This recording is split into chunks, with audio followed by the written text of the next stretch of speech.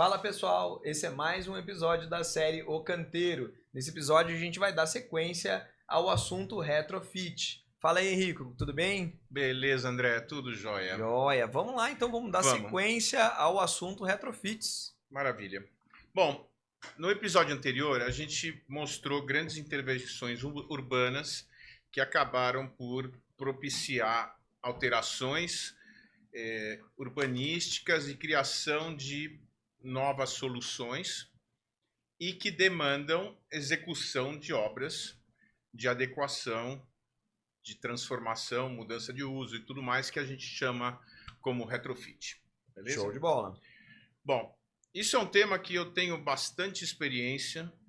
Então, eu já fiz obras de shopping centers onde eram indústrias. Eu já fiz universidades onde eram galpões. Inclusive, um era um galpão de lixo. Olha e virou só. uma universidade. Já transformei hotéis em residenciais com serviços, prédios comerciais e prédios residenciais em outro tipo de residencial. Então, assim, tem bastante vivência nesse aspecto e dá para a gente entender uma série de questões que são repetidas, que acontecem nesse tipo de construção.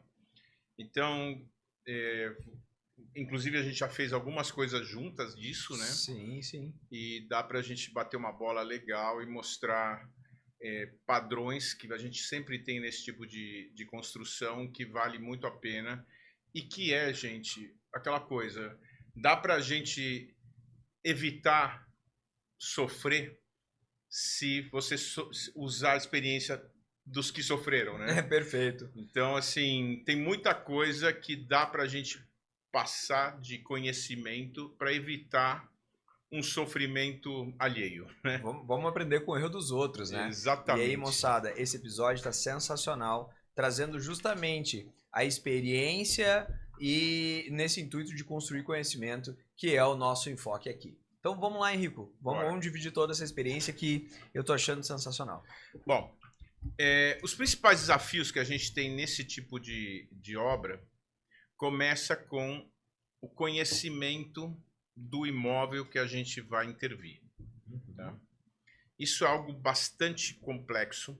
E aí tem uma máxima que um amigo meu falou uma vez que me marcou muito, que é o seguinte: o problema de qualquer edificação é quando o projeto entra em contato com a realidade. Num imóvel convencional, esse evento acontece nas fundações. E isso acontece com os vizinhos, isso acontece com a rua, isso acontece com essas coisas. Exatamente. Então, tudo que é externo ao edifício e as fundações. Ou a interface entre o projeto e a realidade, como tu bem disse. Exatamente. Excelente. Então, a dificuldade no retrofit é que tem muito mais realidade já, né? Exato, opa! Então, você tem um monte de coisas, quando você vai fazer qualquer intervenção, você está mexendo em algo que já é real. Não, é uma realidade que não se tem conhecimento, porque quando a gente visita as edificações 30, 40, 50 anos, pergunta, cadê as plantas? Cadê isso, cadê aquilo? Tu já vivenciou uma que o cara falou, tenho tudo aqui? Zero, nunca se tem nada. E aí começam os desafios. Vamos lá. Exatamente. Então, a primeira coisa por mais que a gente estude o imóvel, a gente sempre vai encontrar surpresas. E se a gente não estudar, aí vai ser tudo surpresa. Então, é muito importante estudar tudo com o máximo de detalhamento possível, né? Então, por exemplo, a questão estrutural. Se você não tiver noção do que está acontecendo na estrutura, você vai chegar em problemas como já tivemos. Sim. De chegar na hora que está fazendo a demolição das paredes, descobrir que o último andar não tem estrutura. Está tudo feito sobre alvenaria, e aí quando você vai ver, você está esperando encontrar um pilar ali, e, na verdade é só uma boneca de alvenaria imitando um pilar. Exato. Isso a gente já Já viveu, né? viveu isso junto e, bom, isso é uma das coisas mais complicadas que tem no negócio. Aí depois você pode ver, por exemplo, problemas com os enterrados, né? Que você imagina que estão feitos de uma determinada maneira e não estão e tudo mais. Então, esse estudo do que é o existente é fundamental para você não perder a mão na hora da execução da obra, né? Excelente, excelente. Eu lembro que a gente fez alguns estudos com aqueles equipamentos para fazer nuvem de pontos, identificar espaço, não sei o quê, mas também a nuvem de pontos não mostra o que é alvenaria e o que é concreto, né? Exato. A gente enxerga as faces, né? E dentro não sabemos. A gente fez diversos testes na época, né? Scanner, para tentar detectar barras, mas a gente viu que a qualidade também não era boa. Realmente, o nível de incertezas aumenta muito e essas surpresas não podemos ter, né? Exatamente. Teve ocasiões que a gente trabalhou também num shopping aqui em São Paulo, que é um shopping muito antigo, e que a gente fez todo um projeto de retrofit, né, do rooftop. E tinha momentos que que a gente perguntava pro shopping, então, isso aqui vai dar onde, né? E como é que funciona?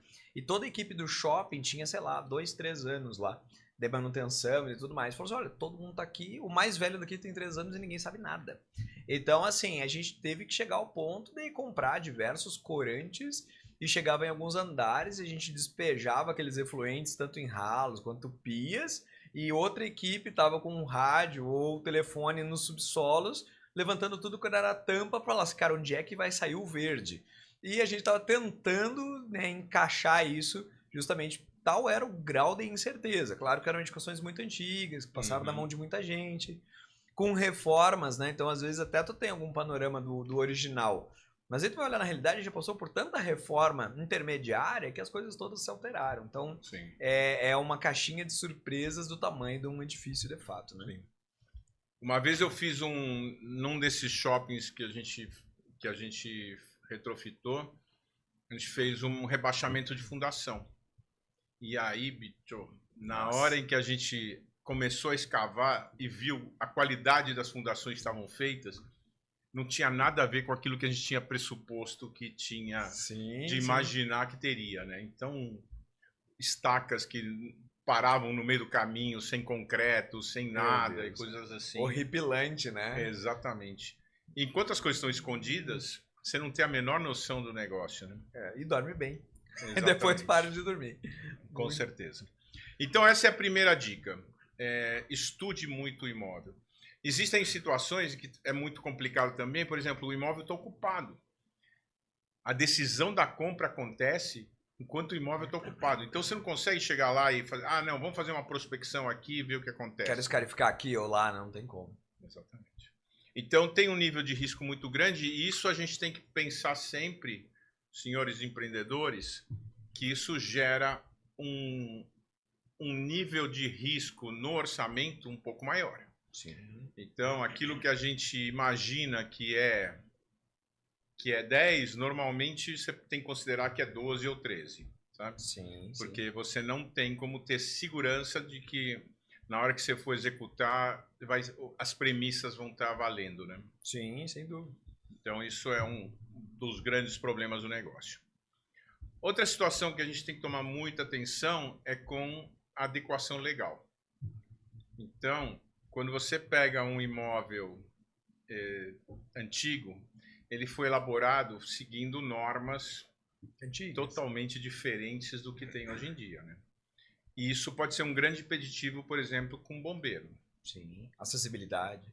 Exatamente. Então, outra coisa que eu já tive problemas sérios são elevadores.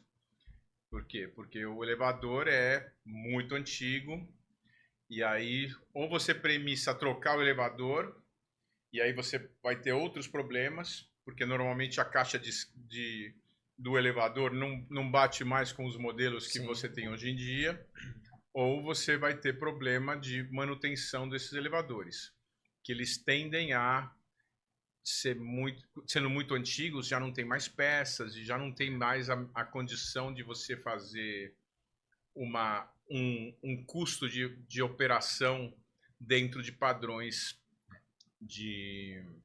razoáveis do que você costuma considerar numa edificação mais nova, né? Não, e é meio 880, né? Porque tu não consegue pegar um elevador muito defasado e semi-adaptá-lo aos modernos, né? Porque daí tu tem problemas na caixa de corrida, como tu colocou, o maquinário é muito velho, os dispositivos são muito velhos, os controles são muito velhos. Tu fala, não, beleza, vou trocar só o motor. Não dá, porque daí tu troca o motor, ele não conversa com o resto dos comandos. Ele vai trocar os comandos, bom, ele não conversa com o motor. Daí chega uma hora que assim, cara, ou tu troca tudo ou tu não troca nada. E aí tu vive à mercê de um equipamento que, né, até...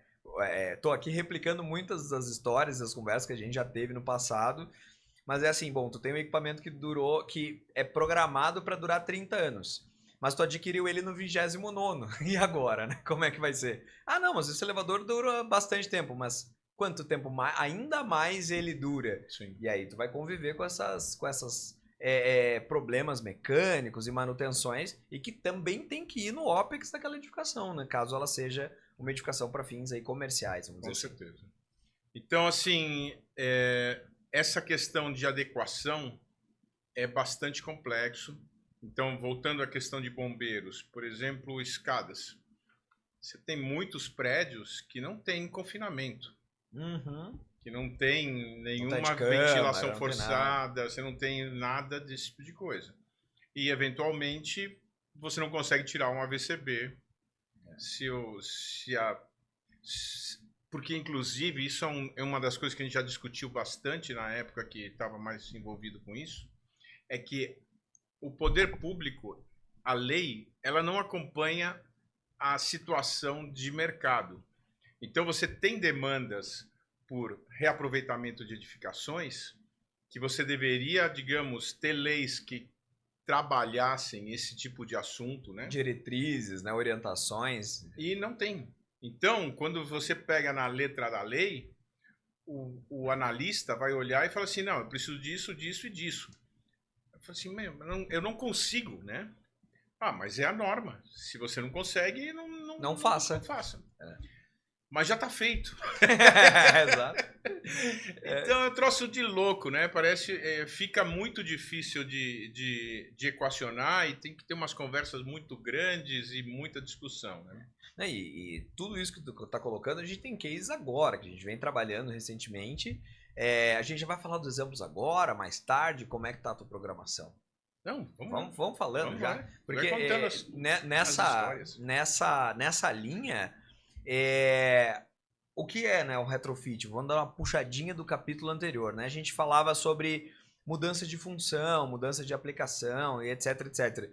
Então, às vezes, tem edificações, como a gente está fazendo uma na Avenida Paulista, que está lá, é um edifício, vamos chutar aí 40 anos, né, 45 anos, extremamente saudável, não existe nenhuma patologia estrutural, não existe nada, mas ele mudou a função. Ele era um edifício comercial e hoje ele é uma universidade. Então, as ocupações mudaram. Esse edifício, se ele seguisse comercial, nada teria que ser feito. Mas agora ele virou uma universidade. A população aumentou, a população unidade muda. de passagem mudou tudo muda. E aí, assim, às vezes até outras coisas, por exemplo, se a gente precisa fazer reforços na fundação, né? Ou melhor, a gente nessa ocasião não vai fazer, mas já foi feito reforços na fundação em um período muito curto de tempo, só por causa da mudança das cargas acidentais do prédio. Porque muda as populações, as cargas acidentais também mudam. Então veja que, e aí se esse troço daqui a 5 anos voltar a ser comercial, não precisava. Então é uma coisa muito do momento da aplicação, né? Nesse caso que eu estou contando, a gente está tendo que fazer um projeto numa escada externa à edificação, né? Para que se vença os 16 andares de edificação e complemente isso. Mas tudo isso não é um by the book, né? Porque a escada é nova, aí assim, precisa ou não precisa ser pressurizada? Na legislação não precisa, mas eu não consigo ventilá-la, porque eu estou perto de outros prédios. Eu não consigo ter uma tomada de ar acessível lá embaixo. Embaixo tem uma unidade, tem uma sede bancária. Como é que se faz isso? Então tem um tremendo desafio de aplicar. Quando a gente começou a fazer o projeto, fui fazer umas vistorias, pedi o projeto original de estruturas e olha só para me contrariar, tinha o projeto de estruturas, eu olhei o projeto de estruturas de um certo pavimento para cima, as vigas são invertidas. E a gente estava considerando que o pavimento saía reto na escada, já não sai mais. A gente está tendo que programar uma escada interna no edifício com 2, 3 degraus para passar por cima da viga do edifício para daí ter o alinhamento nos lances. E os lances que não tem essa viga vão ter que ganhar dentro da caixa de escada. Mas a caixa de escada é única, porque ela é protegida. Cara, moral da história, a investigação levando a N dores de cabeça nesse processo todo. E isso não é uma coisa antiga. A gente está fazendo, pegou no final do ano e está desenvolvendo esse projeto para ser executado agora. E a legislação não acompanha. Isso até que a legislação a nível de bombeiro até que acompanha. Ele tem lá a IT-43, no caso do estado de São Paulo, ela fala nas adaptações de quando tu já tem uma construção existente. Mas essas adaptações não abrangem tudo. Então tem muita coisa que é tete a tete. Depois dos eventos da KISS, lá até da minha terra, o bombeiro ficou muito mais rigoroso a nível nacional. Sim. E a gente tem uma corresponsabilidade entre o projeto e o bombeiro. Então, não adianta tu chegar lá e falar, olha, eu gostaria disso. O bombeiro fala, não, eu também sou responsável, eu não quero isso. Aí tu dançou. Então, há uma negociação muito grande. Eu queria colocar esses cases aí, que é muita dor de cabeça. Esse lance de bombeiro, eu me lembro uma vez que eu estava discutindo. Eu tinha um consultor bombeiro, porque a gente tinha muita obra. Era uma rede de shopping centers. Então, o cara prestava serviço para a gente, independente do projeto, né? E ele falava uma frase que era muito complicada, que ele falava assim, meu, tudo bem, você está construindo, só que na hora que tiver um incêndio, quem entra lá sou eu. Ah, isso é fato. Então, assim, eu preciso que isso aconteça porque eu vou estar entrando. Exato. Né? Então, assim, é uma visão diferente, né? Sim. E isso tem muito a ver com aquilo que a gente já falou naquele episódio de stakeholders, né? Sim, sim. De como é complicado essa percepção, né? Exato. Não adianta a gente só olhar pelo nosso lado, você tem que ter uma abrangência e uma visão de muitos lados para você conseguir chegar numa visão completa do processo. Né? Ou seja, cada interessado tem os seus interesses. Parabéns pela minha frase maravilhosa. Genial. Mas é isso Meus aí. parabéns. Vamos lá. Bom, outro assunto que é bastante complexo quando se faz o planejamento de um retrofit são as condições logísticas de obra. Então, quando a gente pega um terreno, um greenfield, um prédio sobre um terreno vago, Limpo. Você faz todo aquele planejamento de onde você vai colocar o canteiro, onde você vai colocar a grua, por onde vão acessar caminhões, como é que você vai fazer. Então você vai desenhando todos os fluxos e isso funciona muito bem. Na hora que você pega um retrofit, está tudo construído, já está tudo ocupado. Sim. Então, por onde entra o caminhão? O caminhão não entra. Por onde eu faço o acesso de não sei o quê? Aonde eu vou botar o meu canteiro? Bom, isso é um complicador fabuloso no processo. Então, quando vocês forem planejar uma obra de retrofit, pensem muito nisso, porque senão chega uma hora que você se trava dentro da obra e você não consegue mais avançar. Então, uma das coisas que eu fiz quando aprendi alguns sofrimentos foi alugar um imóvel próximo e tirar o máximo das utilidades que a gente precisa no dia a dia fora da construção. Deixar o pulmão variável a par, porque ali dentro não ia conseguir, né? E assim, você começa a ter que fazer um monte de adaptações que são gambiarras. Sim. E você nunca consegue estar no padrão.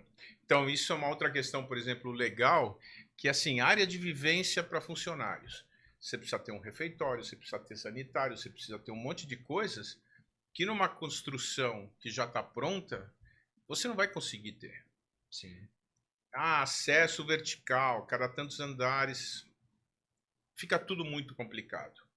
Então, tem que se imaginar esse tipo de situação para planejar melhor a tua obra. E considerar no bolso. Porque imagina assim, vou fazer a obra aqui, beleza. Alguém já considerou, peraí, eu vou ter que alugar X metros quadrados a pelo menos meio quarteirão no máximo para poder alocar isso e aquilo. Tu não pensa. Só que daí a obra tua vai durar de 1 a 2 anos, de um aluguel extra na região que tu não contabilizou. Sim. Então, levar tudo e assim, tudo se complica. Então, por exemplo, um evento que eu tive que foi muito doloroso foi um problema com um roubo no meu canteiro de apoio. E no seguro eu não tinha descrito esse canteiro. Vixe. E aí virou um problemão com a seguradora, porque falou assim, não, o que está segurado é Tá dentro desse dentro da perímetro. área do imóvel, você está fora, isso não está no seguro. Meu Então, Deus. assim, tem todos os assuntos que precisam ser tratados e entendidos que são muito complexos. Sim, sim. Então, essa questão da logística tem que ser levado muito a sério. Não é fácil. Tudo tem que ser muito bem estudado para ter o menor nível de sofrimento possível. Não, mas galera, pensem nisso. Aprendam com o nosso sofrimento, que são dicas valiosas. Se nós soubéssemos, né, tínhamos apanhado bem menos Com dos certeza. nossos cases Se a aí. gente tivesse algum podcast para ter ouvido antes, Nossa, né, sensacional. teria sido bem legal. Verdade. Bom, outro assunto que é bastante complexo é a questão de concessionárias. E isso é algo que é muito louco, porque você pega em certas regiões uma infraestrutura que já está pronta e o pessoal das concessionárias começa a botar dificuldade em te fornecer aquilo lá, porque a rede já está saturada, vou ter que fazer uma extensão, vou ter que fazer um monte de coisas. Não, usa do teu começa- próprio gancho para às vezes se favorecer, né? Não, aqui não dá mais. Eu já tava. Eu já tinha um edifício descarregando aqui. Olha aqui, a vazão é a mesma, não, mas agora não aceito. E eles estão na condição de não aceitar. Sim. E às vezes a gente não prevê uma coisa dessas. Como Com já certeza. ocorreu com a gente, né? Sim. E é muito louco, né? Porque assim, normalmente um retrofit você não tem acréscimo de área, né? Exato. Eventualmente você não tem aumento de população. É óbvio que, por exemplo, se você pegar uma edificação muito antiga, as cargas que estavam dimensionadas não são aquelas que você tem hoje.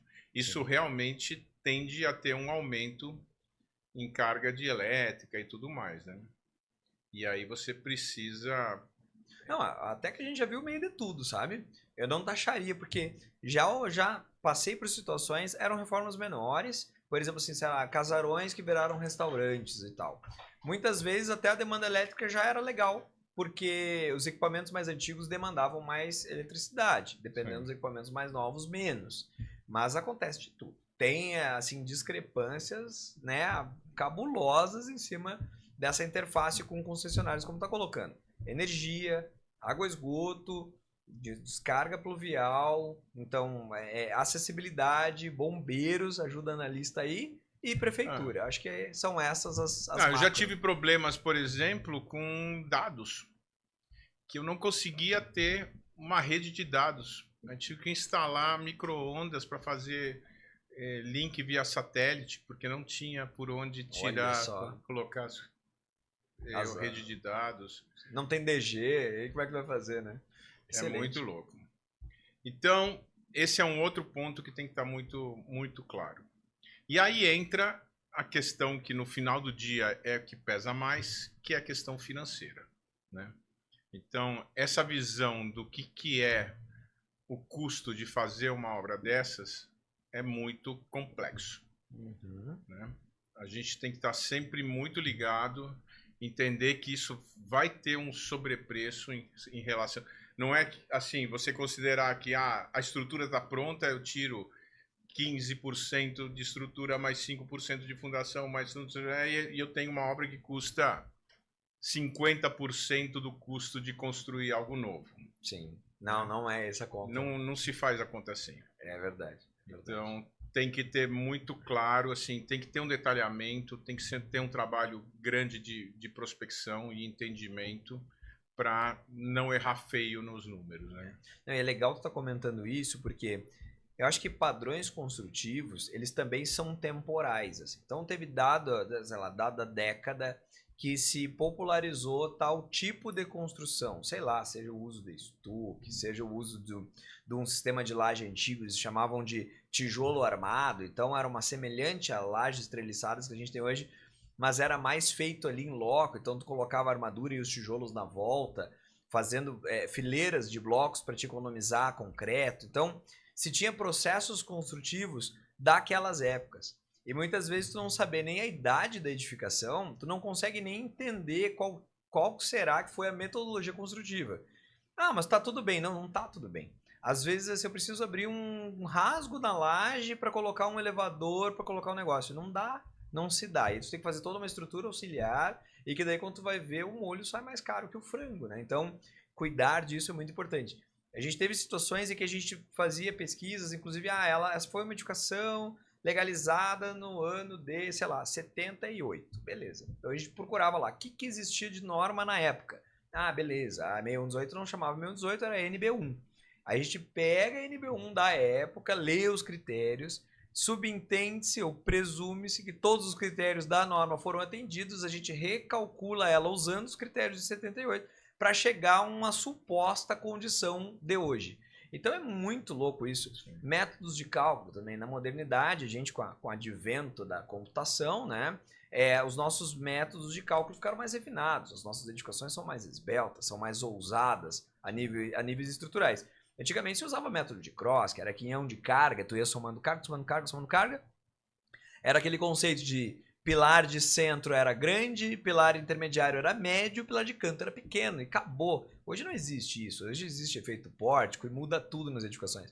Então, na hora do levantamento, tentar entender isso, como que foi calculado, como que será que foi pensado aquilo lá, levantar premissas e hipóteses, tentar fazer uma verificação das suas hipóteses para daí ter certeza se tu está caminhando no lugar certo ou não. Então, estruturas, pessoal, muito delicado, não façam a conta que o Henrique acabou de colocar. Já tem a estrutura pronta, então vou bater aqui X% da estrutura, é roubada, vai dar errado, né? Com certeza. E isso que se fazia concreto com 150 kg-força por centímetro quadrado. Exato. E eu já peguei prédios que tinham ferro doce. Olha só. CA25. Cara. Sim, tá louco. Esses tempos eu peguei uma auditoria de uma obra também que o pessoal, beleza, tinha lá, já era uma obra intermediária, nível de idade, se tinha os FCKs necessários lá, e a gente foi fazer uma auditoria assim, passa ou não passa? Vou lá. Eu já peguei aquele FCK e larguei na metade para ser otimista. Fizeram a extração do corpo de prova e deu menos. Então, tipo assim, projeto. A gente supôs que teria FCK 25. Eu recalculei com 12. Aí deu 8. Como fazer um concreto que dá 8? Conseguiram. Então, sabe? São concretos que são virados em campo, né? Com aquela regra de tombamento, tomba 2 para cá, 2 para lá.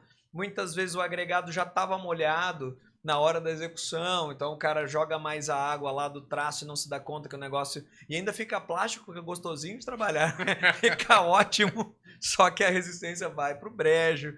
Então todas essas coisas são complicadores e alterações que podem ocorrer. Com certeza. Né? É difícil. Então, eu acho o seguinte, existe uma tendência de você pegar um imóvel e falar assim, eu quero transformar ele nisso.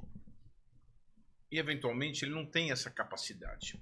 Perfeito. Então, o ideal seria você conseguir enxergar como é que é o imóvel e adaptar o teu programa à realidade do imóvel. Perfeito. E não querer adaptar o imóvel ao teu programa. Excelente, excelente. Então, acho que essa seria a melhor dica no processo. Né? Não, e talvez ajustes no programa não descaracterizem o teu produto ou o teu negócio.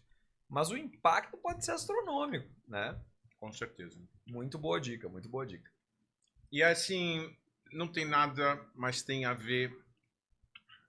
teve um caso, uns anos atrás, em Londres, que não sei se você lembra, que um prédio pegou fogo de fora para dentro. Não lembro. Era um retrofit que foi feito num imóvel antigo que foi usado para fazer habitação popular. E para dar uma embelezada, o pessoal meteu ACM em volta do prédio. Só que não era um ACM com as características de ser anti-chama. Olha só. E aí começou um incêndio dentro de uma unidade, um incêndio desses do bujão de gás e não sei o que. Panela no fogo.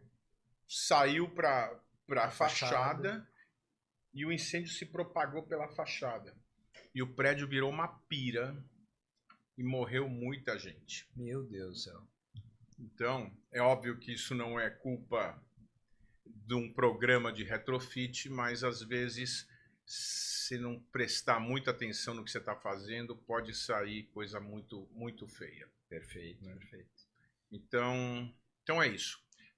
Basicamente, o conceito é, um retrofit é uma tendência. Inevitavelmente, se vão fazer muitos retrofits daqui para frente, porque as cidades estão envelhecendo, os espaços já estão aí ocupados. Você pegar um prédio e demolir inteiro para construir outro no lugar é muito difícil, não fecha a conta. Né? Quer dizer, imagina você comprar o troço inteiro, botar ele tudo no chão para construir outro, né? É área agregada, né? Ou seja, se tem 20 andares lá, é velho, mas tu tem a metragem quadrada daquilo lá pelo preço da região. Então, imobiliariamente falando, não vira. Aquele terreno tem um preço de 20 andares, não um preço de terreno, né? Não tem como.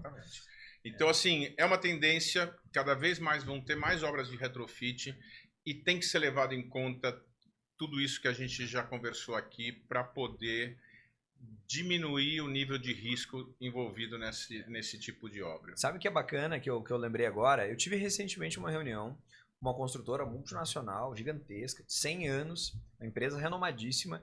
E por que nós conversamos?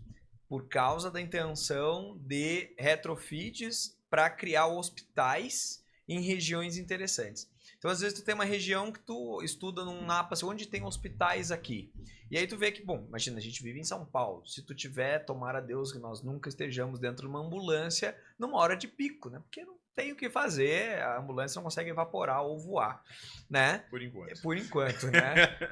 Então, assim, é muito difícil isso. Então, às vezes é estratégico hospitais em regiões que já são antigas ou saturadas. Como é que se faz esses hospitais? Através de retrofits. Agora, pegar uma edificação convencional e transformar num hospital, a intervenção é muito grande. Então, eu fiz uma reunião e é legal porque essa construtora estava trazendo esse enfoque. Falou assim, nossa, a gente quer agora se dirigir para retrofits para hospitais. E aí, só que, claro, eles têm já uma expertise muito grande e estavam, assim, entendendo regiões e lá eles conseguem ter um volume interessante de oportunidades para ver qual aqui pode ou não se encaixar. Porque, dependendo da magnitude, tu pode chegar num momento que tu não consegue executar de jeito nenhum, que é aquela questão do teu plano de necessidades, né? Do teu plano de negócios frente ao que tu tem. Então, eles ficam fazendo essa compatibilização. E veja, é uma coisa de agora. Eu falei com eles há pouco tempo e é uma coisa cada vez que vai ocorrer cada vez mais. A gente, por mais que tenha área demográfica, né? O país é grande, né? Tem muita área não habitada, é os centros que importam e no centro está saturado. Então, isso vai ser uma coisa, né, muito, muito latente e de agora para frente só aumenta o número de business envolvendo isso, né? Legal. Bom, mais para frente, assim, se vocês sentirem necessidade, tragam demandas, perguntas e tudo mais, e a gente pode ser um pouco mais específico e trabalhar esses assuntos com mais profundidade.